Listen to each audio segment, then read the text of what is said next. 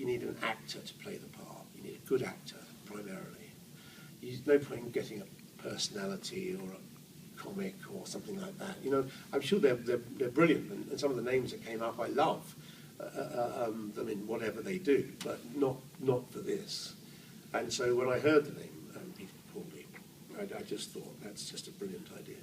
This is kind of a Leonard Nimoy kind of question in a way. A lot of the people in Star Trek were not real happy that they were so closely identified with that. And you've had a long, illustrious career. Yeah. Does it bug you at all that people, well, you know, is Doctor Who number 5?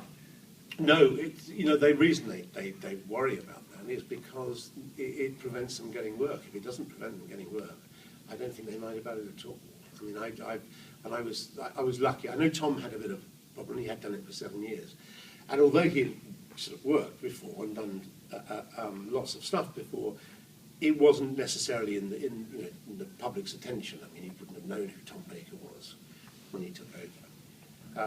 Whereas I'd come off the back of All Creatures Great and Small and a couple of other comedy series, and I only did 3 years, and I was very lucky when I left. I got another job very quickly, so I never felt the need to turn my back on it because it never really affected me, and I'm glad about that because it might have become necessary to do that. I mean, Tom kind of cut himself off from the program completely, and I understand why that was, because he wanted to kind of shed that image.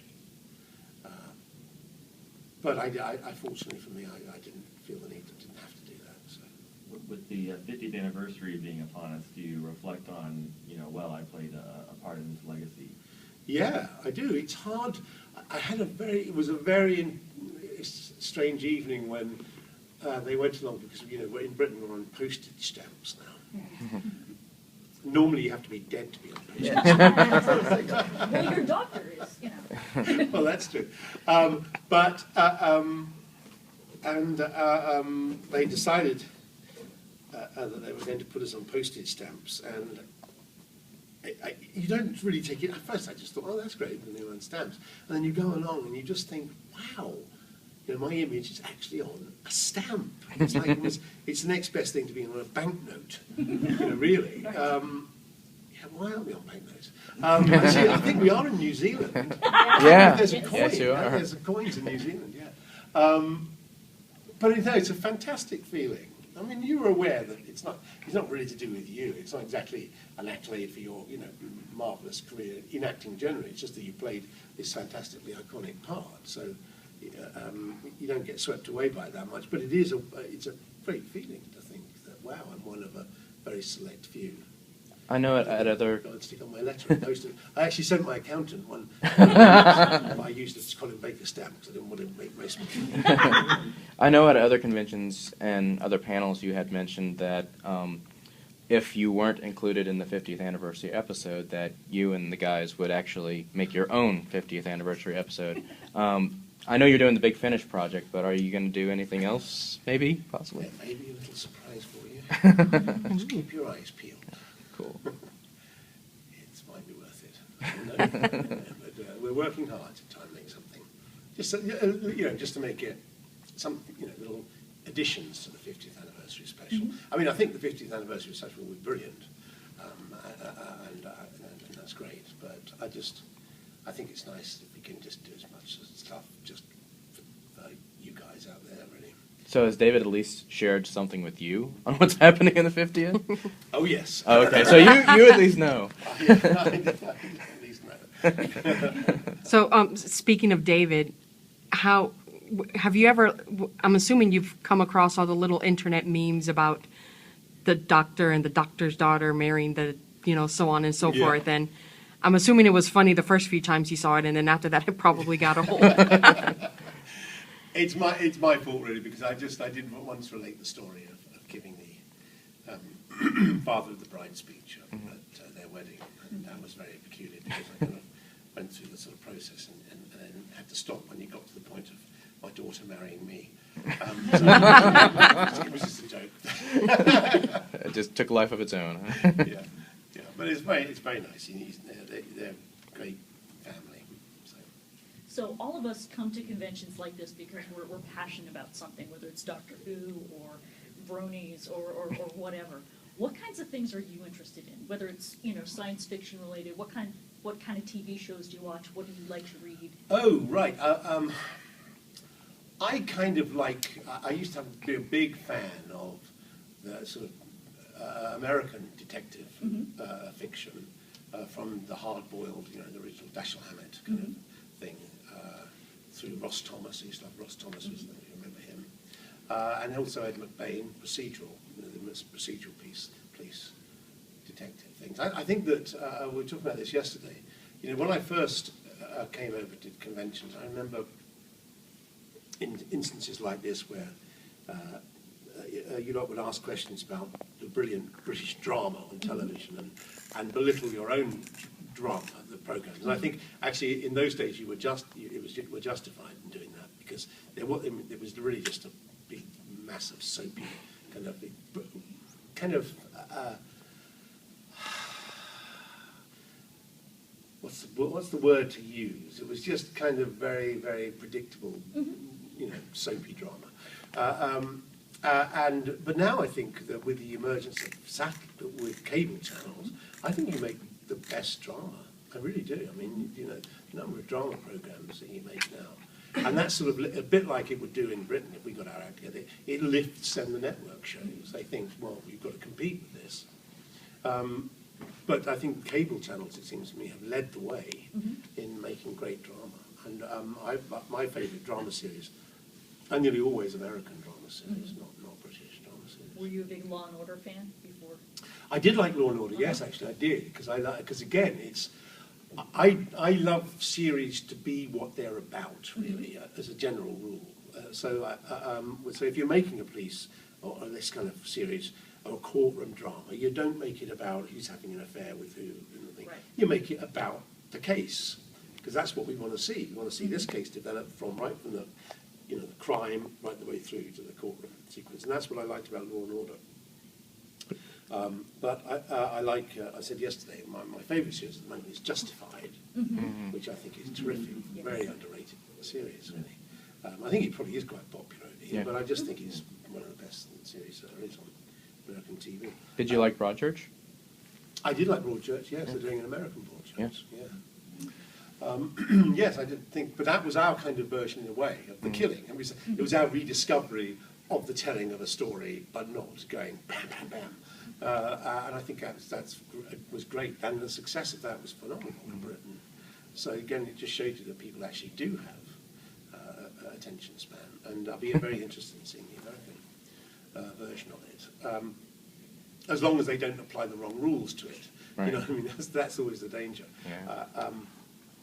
But no, and I, as I say, I like. What am I watching at the moment?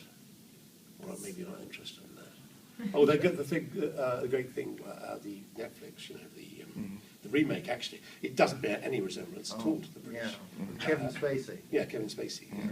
Yeah. But it's great. I love it. So many, too many to mention, really. But, you were the first Doctor who actually grew up with Doctor Who on the air. Did that make any difference in your portrayal or your perspective or sense of it? I think it meant that I was very aware of bringing elements of the other Doctors into it. How successfully I did that, I don't know, but I was very aware of wanting to keep strains of both William Hartnell and Patrick Troughton in my Doctor. Chom, I suppose, I just thought would take care of himself because he was so recent. So I was very, yes, I think so. It did affect it to a certain extent. It was as I say, it was slightly intimidating to be playing, sort of someone who you'd watched so avidly on TV growing up. Do you get excited when they reference your Doctor on the current series? I know Yes, love it. Well, you see, I mean, and I know they would do that because Stephen Moffat is a huge fan of the classic series of Doctor Who, so he's not going to dispatch us into oblivion completely. So that's great. There always will be references, and always try and connect to the programs. And of course, with Time Crash, we connected the classic series and the new new series. So Adric was always, his death was always pretty controversial in the Doctor Who universe. What was your view of that direction? Well, I knew that Matthew was going to leave. John had told me that, and then he said, "I've got this idea that I might kill him off." I mean, I must admit, I should have maybe considered the trauma it might bring to young children. But I thought it was a fairly good idea. I mean, I did say to Matthew, if you're going to leave the series, it's much better to go out in a spectacular, heroic way than just Blaze of glory. And go, oh, I've decided to stay. I'm going back into E-space now. So I thought it was a great way to go, really, and I thought it showed that the character, you weren't safe. People weren't safe in the TARDIS. So bad things happen. If you just fly around the universe constantly with nothing ever happening to anybody, you lose a bit of an element of risk. Mm. So I think it brought that back to it. It did traumatise certain people, not least Russell T Davies, young boy growing up in Wales.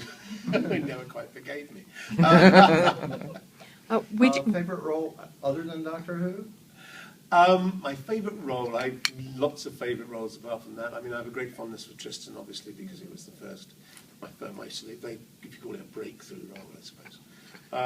I loved playing Campion, and also The Last Detective, which I think has gone out. You can certainly get the box sets over here, so I don't know if it's gone out over here. But I suppose my favourite, in a way, was a series that was very successful in Britain called At Home with the Braithwaites, where I played the husband of a woman who'd won £35 million on the lottery. Oh, wow. And at first he'd hidden it from me, and then I discovered it and then gone slightly mad. But it was it was. It's always fun to go mad. Yeah, and it was about the effect that £35 million would have on an already dysfunctional family. That was the brilliant thing about it. That it just showed how they just imploded or exploded, whichever you like. Because it's the whole thing about winning the lottery.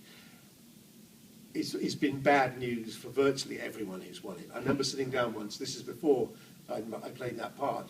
At dinner, just happened to be talking to the woman who worked for Camelot, who used to run the lottery, and she said there hadn't been a winner who hadn't had to have psychiatric help after winning, because it changes your view of everything. Yes, you've got an enormous amount of money, but you don't know who your friends are, you don't know who to trust, you don't know who to give money to, where to stop giving money to people. She said that was the problem. That was one of the huge problems. It's all very well that you win all this money and you say, okay, I'm going to give £100,000 to everyone who's close to me. But what about the person next in line after that, who then suddenly hates you, or then comes to you and says, look, I've got this mortgage, I'm in debt, please, you've got all this money, give me some. And she said it just has a terrible effect on people. And it's so worse if they keep it secret. Because what do you do if you keep it secret? I guess for many don't feel they're entitled to it either. Well, yes. I mean, there's all sorts of things that, it's a great idea. And of course, if I won £35 million, I'm not going to say, sorry, I don't want it, it'll ruin my life. But I think there's no doubt that it probably would. Yeah. We just came from your panel over at the Marriott, and that room was almost completely full, and that room is an extremely huge room. When you walk in there, I mean, what kind of emotions do you feel when you see so many people that are there to literally see you and to see Sylvester? It's hugely gratifying. Listen, one of the main difficulties in a weekend like this is kind of keeping your feet on the ground. You have how many people coming up to you, as I'm sure Sylvester does, and saying, you are my doctor, you are awesome, you are fantastic, you are wonderful. You know it's because you played the doctor. You don't know. You know it's not that you're awesome and wonderful, but still. But you are awesome and wonderful. Yeah. But it's still very nice to hear. You can't. Who's not going to want someone to come up to them and go, "God, you're so amazing. You're wonderful. You meant so much to me. Your performance really helped me through." So it's fantastic to hear, and I'm not going to knock it, but at the same time. You can't, if you start believing it, that's right. And I have to ask, the whole bit with the guitar and the spoons. Yeah. Was that planned? That was planned beforehand, right? No, all that happened was that Sylvester